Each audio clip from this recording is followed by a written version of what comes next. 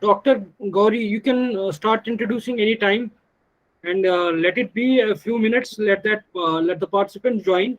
They are still joining. Let's wait 1-2 minutes so that the participants could join, and let's start on time. Okay, so we have to wait first, right? Let's We are waiting. wait 2 minutes and then start. You can start Okay, right. introduction, and Okay. second can start presenting after you finish introduction. Okay.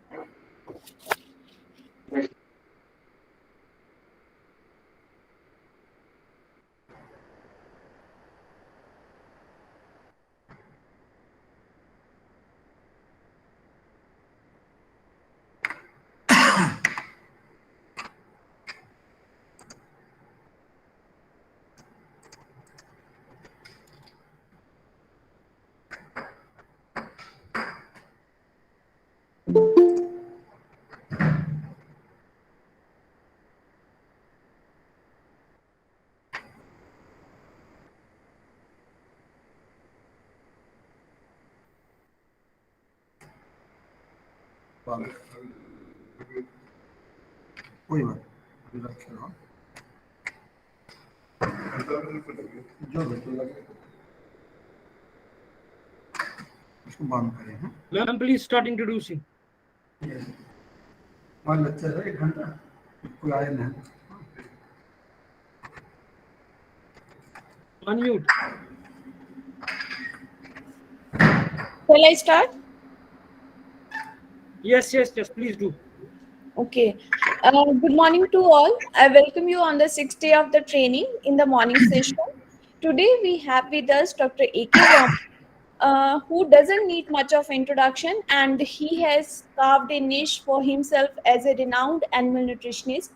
And he's the one under whom guidance and I'm exploring myself as a scientist over here at the regional station IVRI. Thank you so much, sir, for accepting our request. Now, I would like to take the privilege to introduce him uh, formally in front of you all.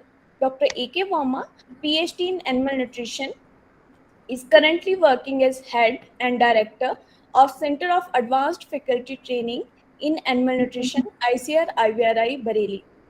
He has experience of more than 30 years of research and teaching in field of animal nutrition. He has guided 9 MVSc and 7 PhD students for their research, and Dr. A.K. Verma is a distinguished animal nutritionist and contributed in the area of urea molasses liquid diet, bypass protein sources, and estimation of microbial protein production in ruminant livestock. He has also worked on species-specific probiotics and unconventional feeds containing plant secondary metabolites as a feed supplement, which helps in reducing methane emission in the livestock sector and improves feed conversion efficiency of feed. And he has given his contribution in making livestock production economic and eco-friendly. He acquired training on near-infrared reflectance spectroscopy at Scottish Agriculture College, UK, under FAO AHRD program in 1998. He was awarded coveted Wellcome Traveling Postdoctoral Research Fellowship in 2001 for 2 years by Wellcome Trust, UK.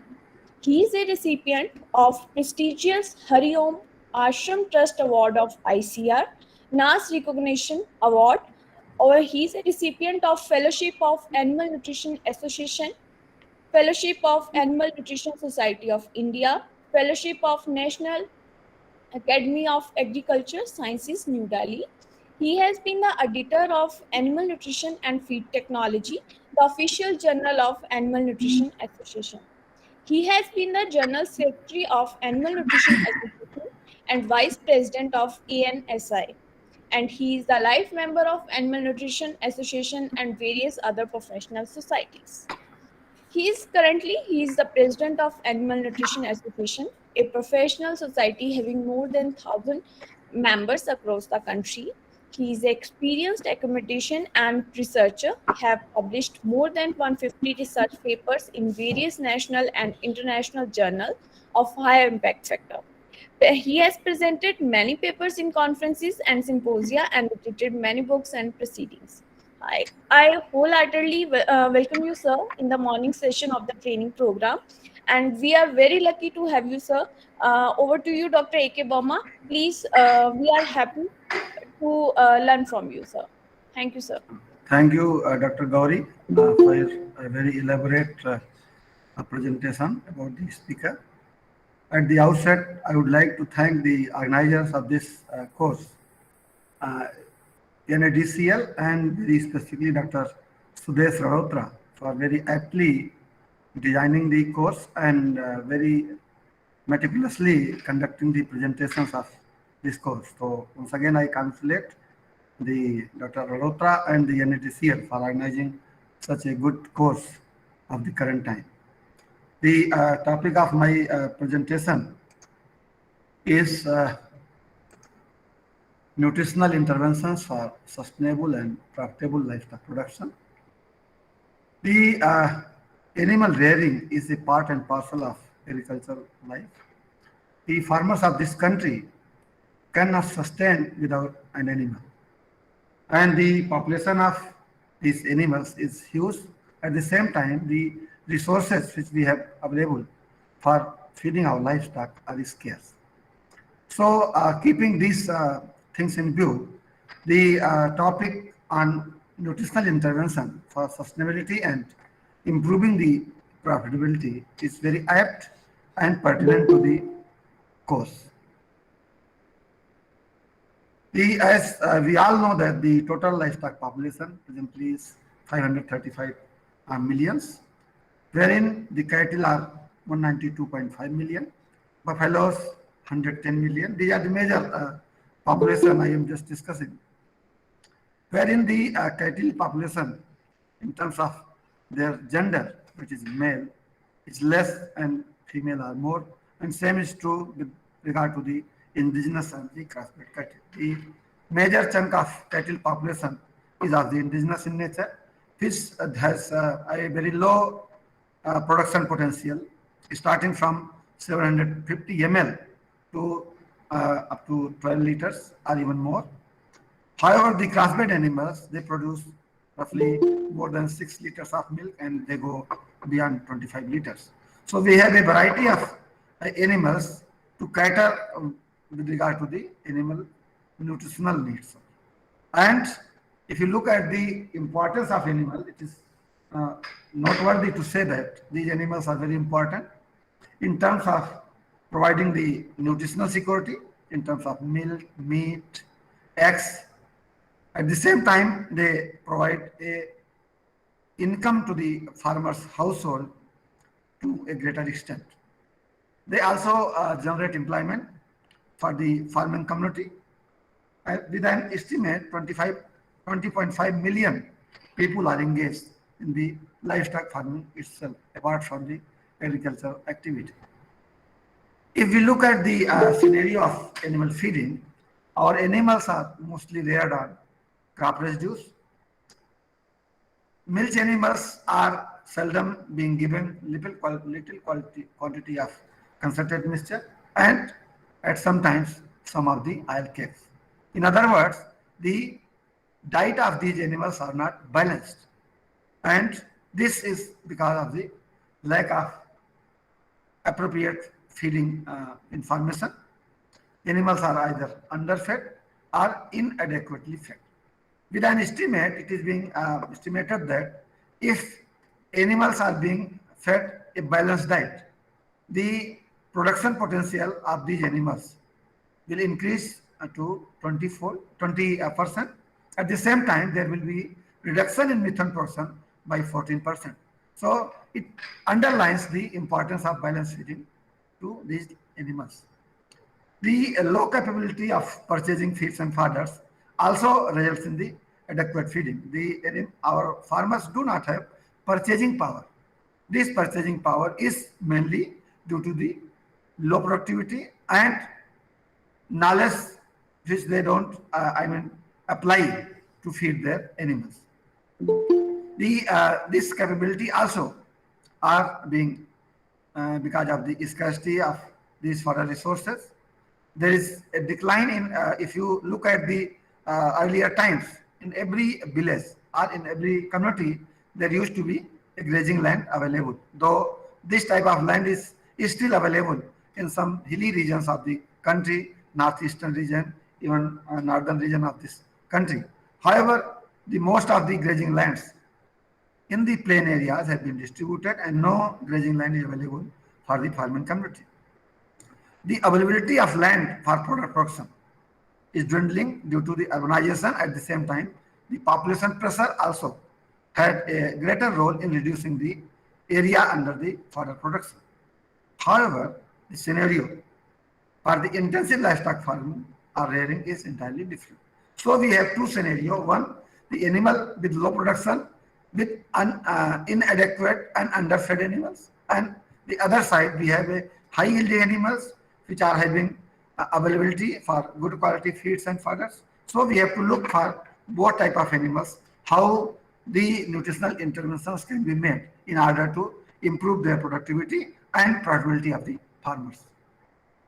If you look at the scenario of feeds and fodders, if you we will find that there is a deficiency of 39% in terms of dry fodder, 36% in terms of the green fodder, and 57% in terms of concentrate. The data regarding demand, availability, and gap is also presented in this table. What are the nutritional interventions? I will directly come to the topic. What are the nutritional interventions which can be done in order to improve the productivity? Strategic supplementation, then bypass nutrients which play a greater role in high yielding animals in terms of fat and protein and rumen stable fats, prebiotics, probiotics and symbiotics, dietary canine and ation difference, enzyme supplementation, supplementing buffers, supplementing minerals, vitamins, yeast, feeding high concentrate, and supplementation during transition period. So I have made this total talk under these lines. So I will be presenting the one by one each aspects of nutritional interventions. Strategic supplementation. Why there is a need? As I told earlier that animals are being fed on the crop residues, which are very fibrous in nature and byproduct of the crop cultivation. India produces around 300 to 400 million tons of starch and stores annually, which are the staple roughest source for our animals. It contributes a little, that is 45 to 66% of the fuels consumed by the dairy animals in India. And in terms of nutrients, it's very poor. They have very low CP content. The available CP content in wheat star and paddy star is almost zero. Other stores like jowar, bajra, they have around 3%. And out of this availability of this protein to the animal is very less. They do not provide other nutrients as well, like minerals, energy sources, vitamins, because they are dry in nature and they are having very high fiber, and lignocellulosic bonds, where cellulose is bound with the lignin, makes it unavailable to the animals. They are also deficient in easily fermentable energy, that is starch. Then they are relatively low organic matter digestibility, around 40 to 45% digestibility is being observed, and the availability of the minerals are very low. As we all know that as the crop matures, the minerals move from plant to seed. So these plant materials are very low in calcium, phosphorus, and other micronutrients. How to improve the quality of these starch and stores? The urea treatment, which was a very popular at one time, but not being practiced. So we need to implement the urea either using in the treatment, treating the starch, or supplementing some amount of urea in the diet itself. As a thumb rule, the total diet may contain 1% of urea, and the concentrate mixture may be added maximum to 3% of the urea. The urea treatment method for the starch and stores, we take 4 kg of urea mixed with the 50 liters of water spray on the 100 kg of Fuji Star Pridista and cover it with polythene for 21 days.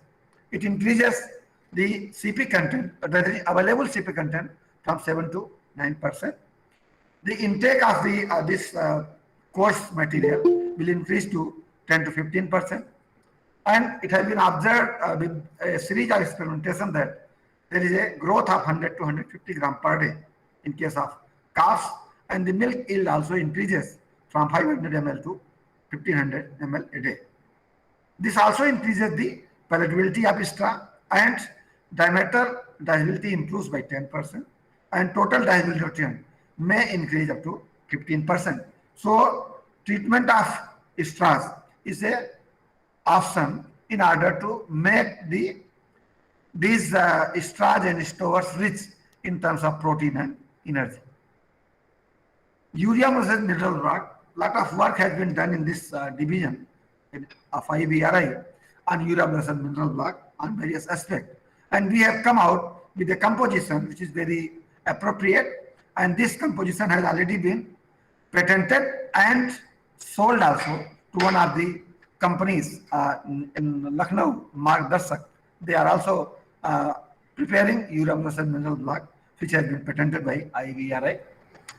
This can be strategically offered to the animals.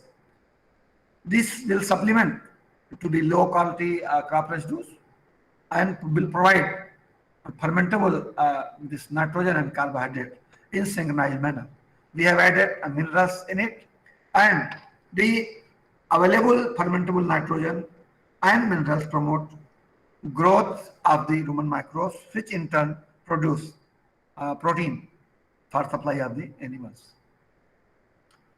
It is also beneficial during dry season or when the animals are fed with very low quality fodder. It improves the feed intake, diameter digestibility, weight gain, milk production, and resumption of postpartum stress. This is one of the major problems when we feed our animals at low quality. The reproductive problems occur at times in those animals when they are being fed at the poor quality refuges. So supplementing UMB improves the reproductive performance of those animals. It is an attractive source for the supplementation when the other diets are very expensive, because the cost of per kg this block is less than 15 rupees a kg. Nutrient utilization of animal feed, if we give around 600 gram of UMB as a supplement to a straw based diet, is almost comparable to a supplement of 1.5 kg of the concentrate. That means around 40% of the concentrate can be replaced through UMB, and it will reduce the feeding cost by 30%. Tree leaf supplementation. Tree leaves also can form a major source. I'm just talking of the low producing animals. High producing animals cannot sustain on such type of interventions. So I am talking of the low producing animals where the production potential is less than 5 liters a kg, 5 liters a day. So this can form a good source of protein and energy along with minerals and vitamins. The advantage of supplementing tree leaves are availability in the farms. They are easily available. If we grow on the fence or on the ments, we can grow variety of tree fodders. They are good source of nitrogen, energy, minerals, and vitamins. They are laxative in nature, and they influence in better way the alimentary system of the animal. At the same time, some of the plant materials can serve as a dewormer also for the animals, which in turn reduces the burden of helminths, reduces the requirement for purchase of concentrate, and it also reduces the cost of feeding. Some of the important examples of tree fodders are Prosopis, Gygifus, Urdu, Acacia, Lucina lycocephala, and Sisbania. The type of this fodder trees and plants vary from state to state and region to region. So the state-specific plants or area-specific plants can also be grown in the by the farmers in their areas where they can easily grow these crops. This supplementation of concentrate. As I told you earlier that the animals are being supplemented very meager amount of concentrate, which in turn imbalances their diet. Therefore, animals, if they are not being given good quality of green fodder in terms of like leguminous green fodder, they should be provided at least concentrate in a rate that per 2.5 kg milk, 1 kg of concentrate should be provided. The amount of concentrate can be increased or decreased based on the availability of green fodder and type of green fodder being fed to the animals. A typical composition of the concentrate can be made wherein grains 20 parts, oil cakes 33 parts, byproducts of this wheat bran, rice bran 44 parts, mineral mixture 2 parts, and salt. This will form a roughly 20% CP concentrate mixture which can be fed to the animals based on their production potential. Mineral and vitamin supplementation. Minerals are very essential for improving health, reproduction, and production performance. So it is utmost importance that all the animals which are growing under production or under lactation, they should be provided sufficient amount of minerals to cope up with the total, because the drain of some of the minerals is very high in milking animal, like calcium, phosphorus. They are drained a lot. Therefore, the amount of good quality of mineral mixture are required to be supplemented. A cow yielding 10 liters of milk should be certainly provided with 100 minimum 100 grams of concentrate mixture.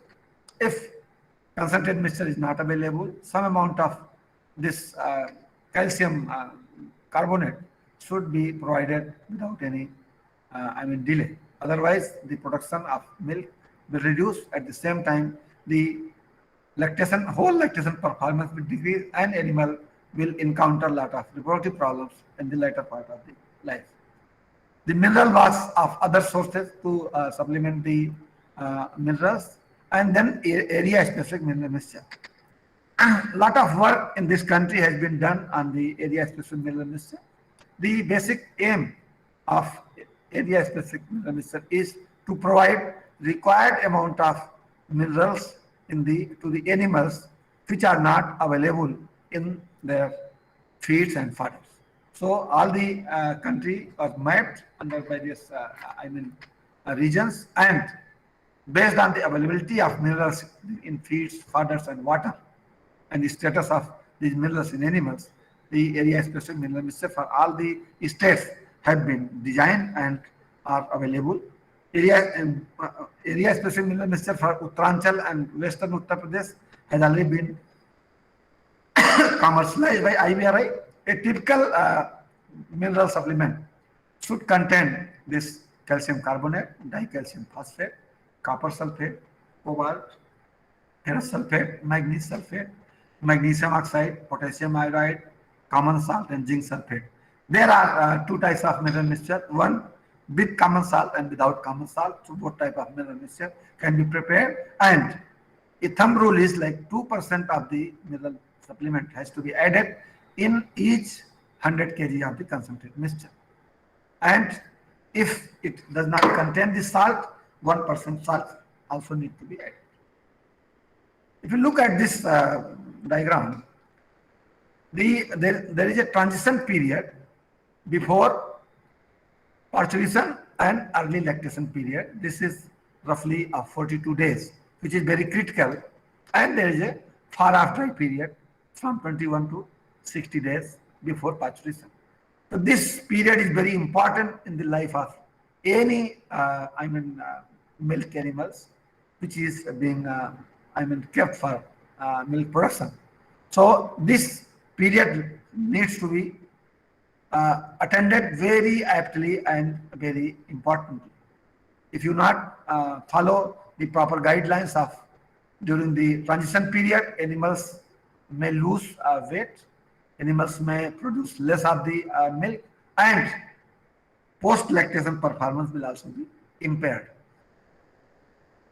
The bypass protein, the high yielding dairy cows need to be supported with high amount of energy in order to overcome from the negative energy balance, and in turn, but with the occurrence of the metabolic disorders like ketosis, if diets of dairy cows are low in energy and protein, animal uses its reserves to produce the milk, and which in turn had a adverse effect on the health of the animals.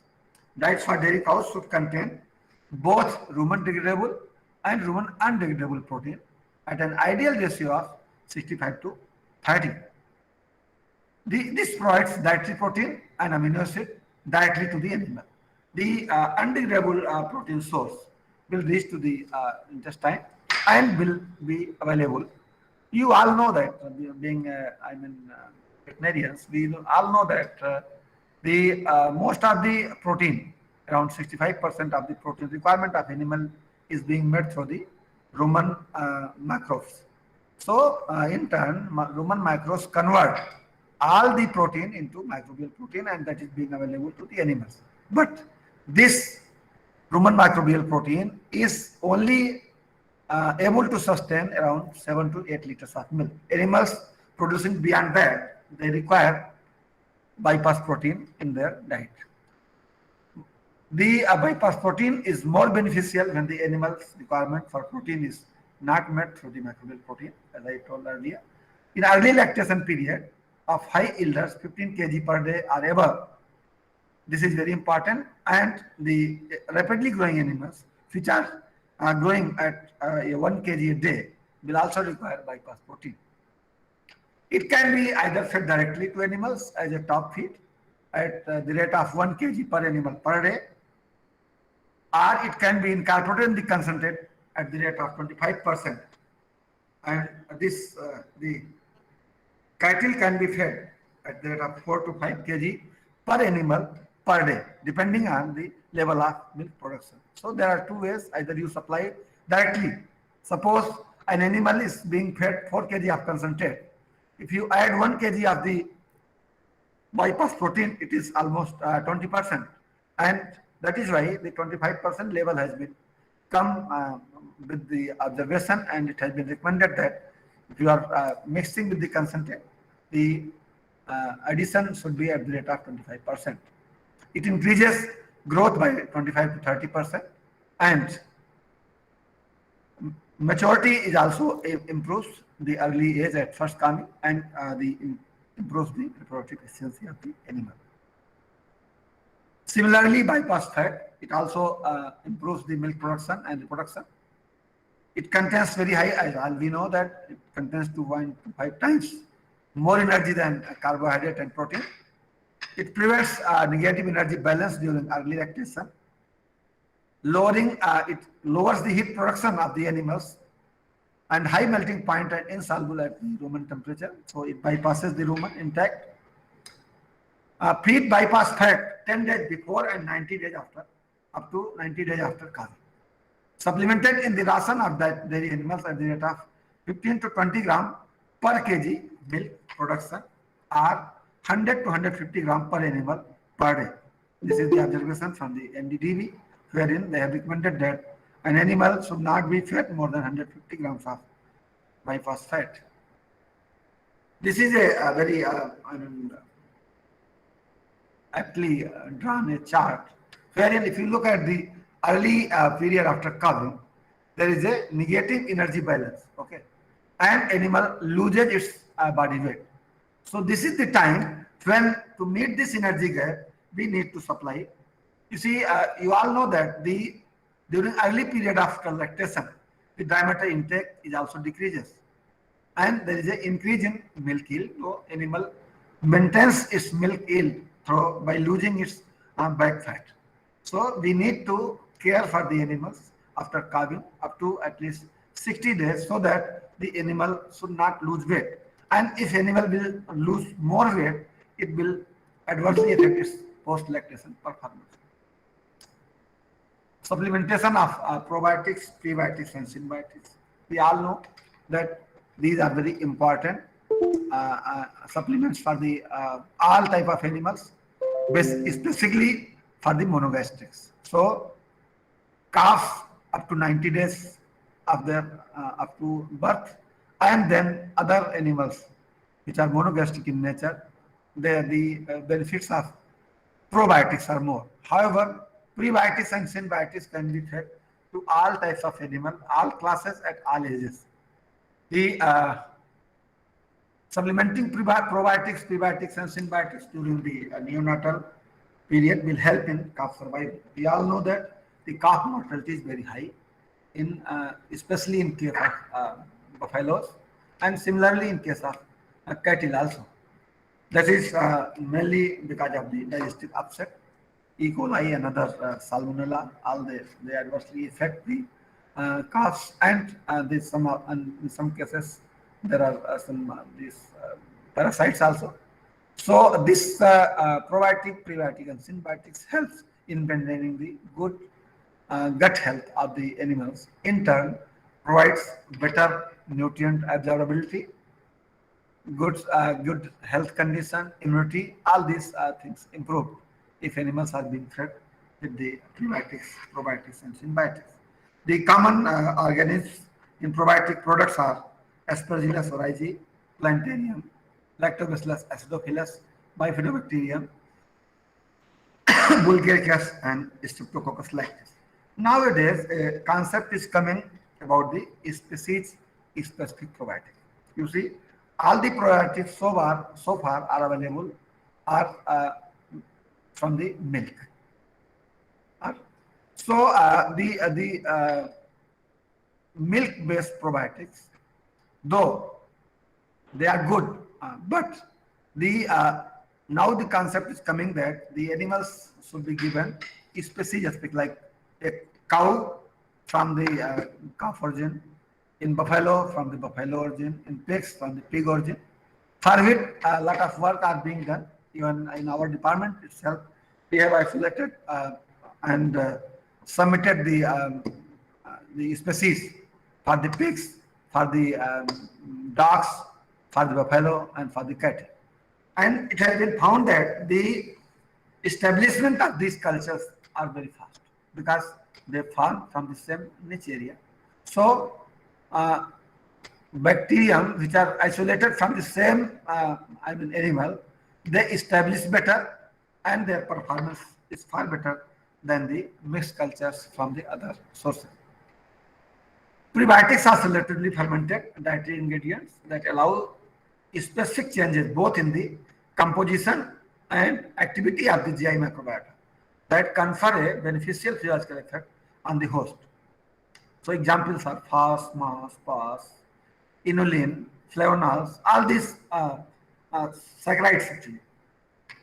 They are considered to be better prebiotics. At times we mix these prebiotics with probiotics, which is called symbiotics. Nowadays, a word phytobiotics is also coming. That means the plant origin flavonoids, alkaloids, they also form a good potential for improving the health of the animals. So these can be fed to the animals in order to get better health of those animals. The enzyme supplementation, at times the diet which is containing high amount of fiber, animals are not able to digest these fibers well. So in order to improve the fiber digestibility, enzyme supplementation is also being practiced.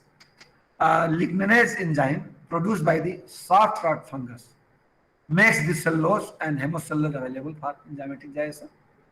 Alpha amylases in high concentrated diets prepared using cottonseed hull fed to steers increased average daily gain in animals.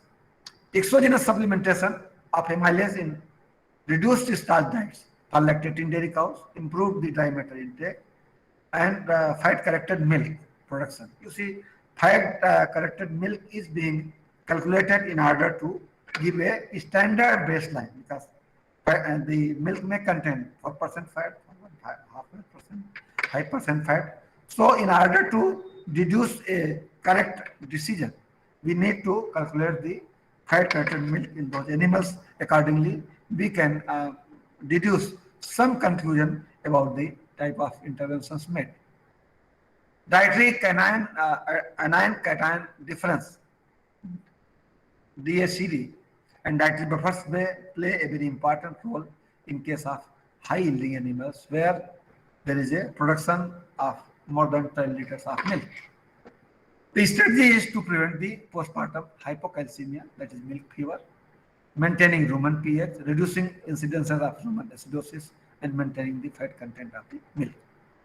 You must have encountered a lot of problems in relation to milk fever, SARA, and other animals are off feed because of the imbalance in dietary anion and cation in the animals, which ultimately reduces the number of microbiota in the diet. Animals may become off feed, they don't eat even at times. So we need to take care of the environment of the rumen by supplementing the that anion and cation in appropriate quantities. After calving, many dairy farmers switch their cows from high forage to low energy diets to high grain diets and high energy diets. So during this type of changes in the diet, this type of problems are being encountered. And to control this, as I told you earlier, SARA, off feed, acidosis, lameness, and displaced immobilisms. This uh, the supplementation of dietary anion and cation is very important. Inclusion of buffers in early lactation, especially with high energy diets, will help in maintaining the rumen pH, reducing the incidences of rumen acidosis, and maintaining the fat content of the milk. When there is an imbalance in the diet and rumen environment, it adversely affects the fiber digestion, which is the main component for the fat production. As we all know that estate is the responsible for increase in the fat and propionate is responsible for increase in the total milk quantity. So if there is an imbalance, there will be less fat in the milk. With regard to the inclusion levels, the percentage in the total lotion for the bicarbonates are 0.6 to 0.8%, magnesium oxide 0.2 to 0.24%, bicarbonate and magnesium oxide 3:1 ratio 0.6 to 0.8%, bentonite 1.5 to 2.5%, and limestone 0.5 to 0.8%. For the best response, bicarbonate and magnesium oxide should be added in 3:1 ratio. So by this addition, we may be overcome the such certain problems which is being encountered because of the high production in those animals. Mineral supplementation to boost the immunity and health status. Animal should be supplemented with adequate amount of good quality mineral mixture in their ration.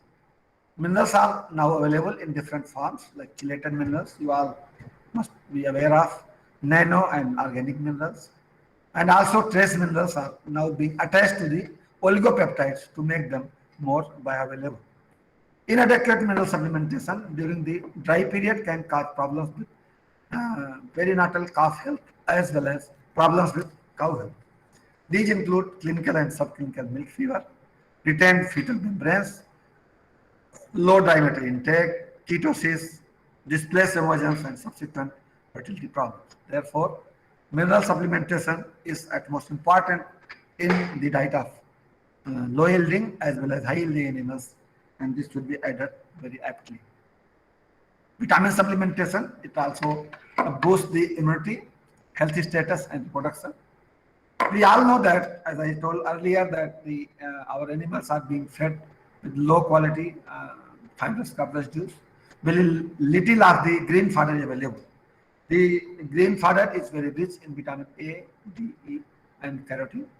So we should make a point that all the animals which are under production, they should be at least given some amount of green fodder in their diet. It may be a smaller quantity or higher quantity based on the availability, but it should be made a point that all the animals should be given at least some amount of green fodder in order to meet the essential requirement of these vitamin A, D, E, and carotene, which very adversely affect the production and reproductive performance of the animals. Supplementation with vitamin A, D, E, and beta carotene before calving will increase these key antioxidants in the colostrums and milk. We all know that colostrum is very important for the better health of the calves, and it should be fed to the animals calf as soon as possible. Beta carotene is supplemented at the rate of 200 to 300 milligram per day per animal to improve the reproductive performance, immune response, and thermostatic prevention or control. Daily beta carotene supplementation can improve beta carotene and retinol availability in the oocytes microenvironment, which affects follicular development and oocyte quality in the presence of maternal metabolic esters.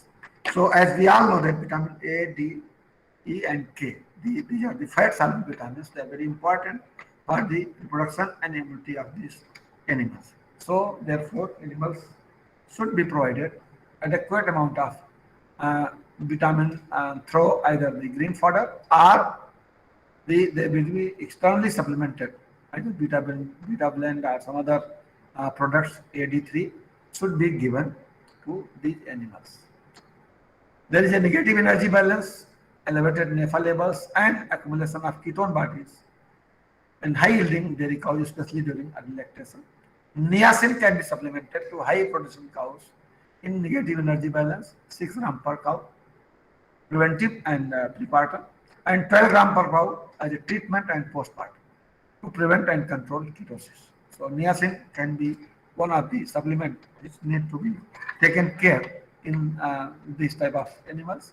Feeding of methyl donors, that is choline, at the rate of 15 to 30 gram per day during 2 weeks prepartum to 8 weeks postpartum will minimize the fatty liver formation and improve fat mobilization, thereby reduces the incidence of ketosis and postpartum weight loss. This methyl donor supplementation has been very extensively done in our department also, and we have found that it has a great benefit if it is being supplemented to especially high yielding cows at the rate of 15 to 30 gram a day.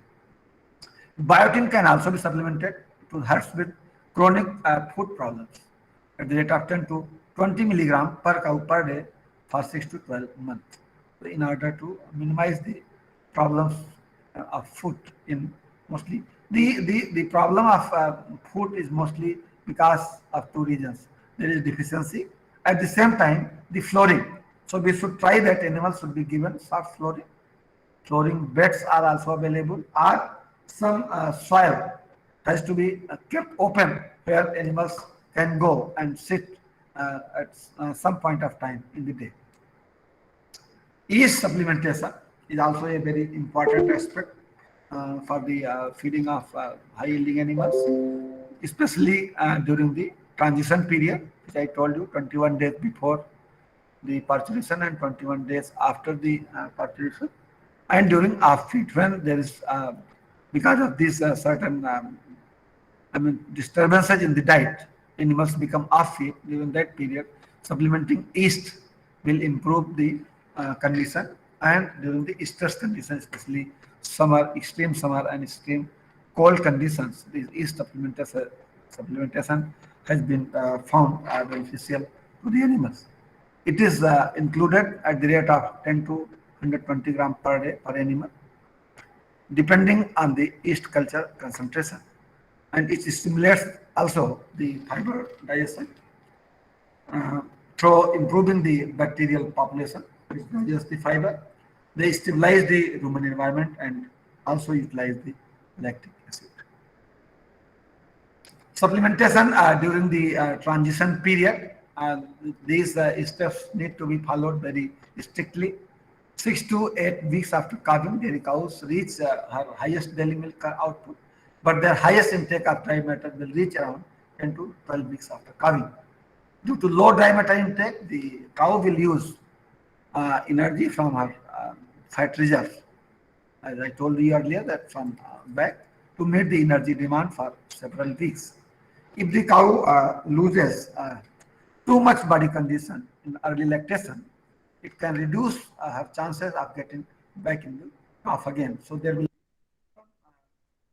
in a heat, there will be repeat bleeding chances, and all those reproductive problems may occur because of the low body condition of the animal. Therefore, the feeding during this transition period is very important. This should support the animal in order to exhibit the maximum milk production potential, at the same time getting back into the stress.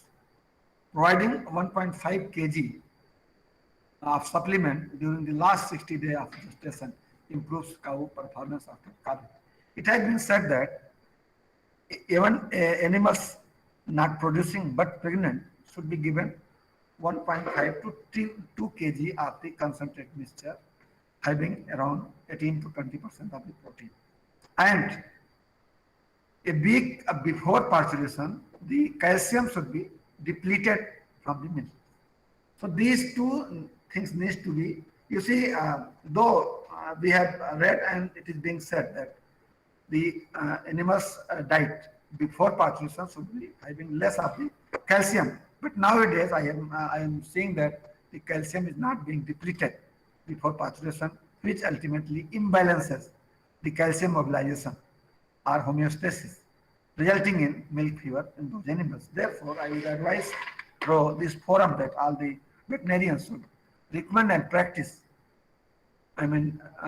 reducing the calcium content in the during the pre 5 days, 6 days pre-parturition period. I will be concluding my talk with the strategic supplementation is necessary for critical nutrient supplementation. Early lactation, negative energy balance, and unhealthy transition period not only reduces profit through reduced milk production, but often leads to metabolic disorders and impaired reproduction. Nutritional intervention, especially during the early lactation period, with bypass nutrients, minerals, and vitamins, can reduce the extent and duration of the negative energy balance and improve health, milk production, milk quality, and reproductive performance.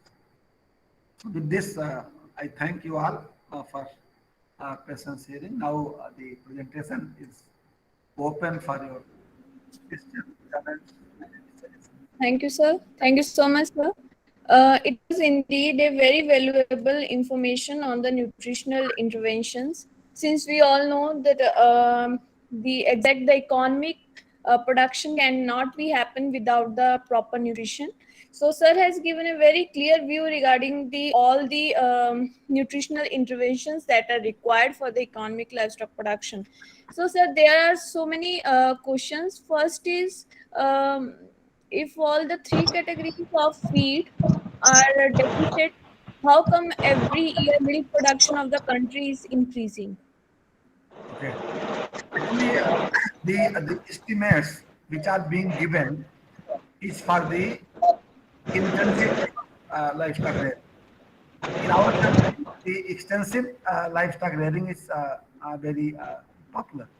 In all rural areas, animals are being, fed with the individual care, wherein those availability of those feeds and fodders are not being accounted for. Probably this is the reason of the national data indicating very low. Like every year we find that lot of residue, crop residues are being burned. At the same time, we say that there is a deficit. So there might be there, and at the same time, at some places these cars are more available. The transportation is a great problem because of bulky in nature. So in some areas they might be deficient. So this is the national data which has been given by the various agencies in terms of concentrate percentage and this. However, the extensive rearing of cattle and buffaloes, which is being practiced in our country, probably they are not accounted for in these calculations.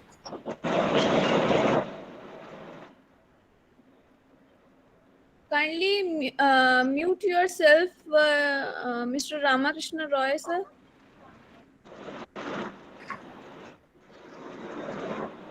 So next question is, Moringa oleifera leaves powder can be incorporated in urea molasses mineral block as MO, as high limiting amino acids and high rumen degradability. देखिए feeding of moringa, because it is a leguminous crop, contains around 20 to 22% of the protein when it is harvested at early stage. So moringa can be added in the diet based on the availability of this crop. Though the moringa is being used by human being, its parts, its leaves, its flowers, and it is sold at very high rate. The parts are being sold at rate of 120 to 150 rupees a kg. Similarly, flowers, even leaves are being sold at 80 rupees a kg in Orissa, West Bengal, in these states. So probably the areas where moringa can be grown without engaging the cultivable land actually. So moringa leaves are the plant can be incorporated either in the blocks or in the roughage portion. So feeding moringa will certainly provide good benefits because it is rich in antioxidants and it is a considered very rich plant. However, these leaves are being used as a supplement for human being also. So will be a competition for moringa in human and animals, but it can be added certainly in the diet of animals. In our department, we have already conducted 2, 3 experiments in calves, in goats, wherein we have found that moringa is comparable to the cow pea and bersin, apart from its beneficial effect on the immunity. So one more question is, are the prebiotics, probiotics and symbiotics helpful for pregnant animals? If so, at which stage of pregnancy it is more useful? You see, my presentation, I told that the probiotics are mostly being observed that they are most helpful in case of newborns. So the calves up to 90 days of their age, and then other animals. However, the prebiotics can be fed to the dairy cattle even at all stages. But the what you call transition period or this all these periods they can be given, and they improve the animals' gut health, immunity, and other reproductive performance of the animals. Okay, sir. One is, thiamine deficiencies are also seen at field by the cows showing nervous symptoms. You see, this vitamin and mineral deficiencies are very common actually. What happens? The type of animals which we are rearing, they are given a monotonous type of diet. Animals, the same concentrated mixture, same roughage for years together. There should be some variability wherein these important minerals and vitamins should be available, and if not, there should be some supplemented externally. So a good quality mineral and vitamin supplements needs to be added in diet of all the animals which are under production. So one other question is, please share your view about DDGS feeding during transition period, especially during last 3 weeks of gestation to prevent DD, milk fever.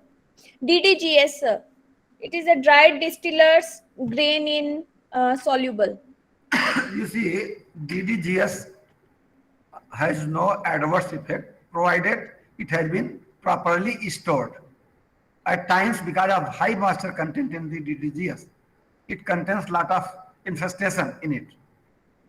Probably Dr. Suresh is there. He is also aware of these problems. The major problem of DDGS is storage after getting it from the distilleries. So if it is properly dried and ground, it can be supplemented. However, if it is not properly dried, there may be infestation which will result in poor performance and some other reproductive problems in animals. So one another is, what is the status of vitamin B12 and vitamin D deficiency in our livestock in India? Specifically, I am not come across regarding this deficiency specifically. But certainly there are deficiencies of all the vitamins and minerals, because you see, lot of nutrients are being drained in milk and meat both, and animals are not being provided this in their diet, though they are being considered that this is being synthesized also, but to what extent the synthesis is being taken place is under question. Therefore, it is being recommended that all the minerals and these vitamins should be supplemented. Okay, B complex vitamins are considered that they are being synthesized in ruminants, but to whether they meet the actual needs of the animals is still questionable. So one more question is, if stover is treated with urea molasses, how much will be the CP in treated stover? You see, principally the CP content increases from 9 to 10%. Okay, suppose a store contains 6% the CP. Originally, the CP content will go to 14 to 16%. Okay, and as per calculation, it should go beyond that. But lot of the ammonia is being liberated and evaporated in the environment. But there is a 9 to 10 unit increase, like in case of Fitista, it contains 3 to 4% of this CP. So its CP goes to 10%. But stovers, which contains 5 to 6% around this, the CP will go around 14%. But most of this is in terms of ammonia. So we need to aerate the material before feeding to the animals. Then, sir, if we can give complete dried powder form of DDGS, is there any nutritional losses? You see, there is a specific particle size to be fed to the animals. The mentioning that grounding or something like that does not mean anything. Okay, so a specific 0.4 to 0.5 mm size is required for a ideal concentrated mixture. Beyond, if you make a fine powder, it will increase the energy requirement. At the same time, the passage will also increase. So nutrient will not be made available to the animals. Therefore, a standard particle size is required for the animals to be fed in terms of the concentrate. That is 0.5, 0.4 to 5 ml is recommended for grinding of all concentrate mixtures. So one last question is, what are the most suitable methods for bypass protein preparation under field condition? You see, this is again a big question. Actually, in our laboratories, this formaldehyde treatment has always been tried, and that is also being practiced. But nowadays, the bypass potential of natural feed supplement are being utilized. Like some of the cakes have very high bypass protein content, some are having very low. So the feeds which are having high bypass protein content, they are being selected, and a bypass protein source without any treatment is being prepared, wherein 35% protein may be undegraded and 65%. And this NDDB has already prepared a concentrate mixture, which is being prepared at Merest, this PCDF feed plant, wherein a concentrate mixture with 35% undegradable protein is available. Okay, sir. Thank you so much, sir. So I guess participants' queries have fully addressed and beautifully addressed. Thank you so much, sir, for giving your precious time. Thank you so much, sir. Thank you, Dr. Gauri, for nicely conducting this session. And I see that Dr. Sudesh Rotra is already available through the presentation. I see one of my colleague and student, Dr. Suresh Ramlingam, has also joined. So, thank you, sir. Thank you, sir. And he has been a great help for me also during preparations and all those. So I thank Dr. Ramlingam also for his support and look forward for similar support in future also. So I thank you, sir. Gauri, and I will be always yes, thank you. Always doing, sir. So Thank you before so much, sir. leaving, I thank Dr. Verma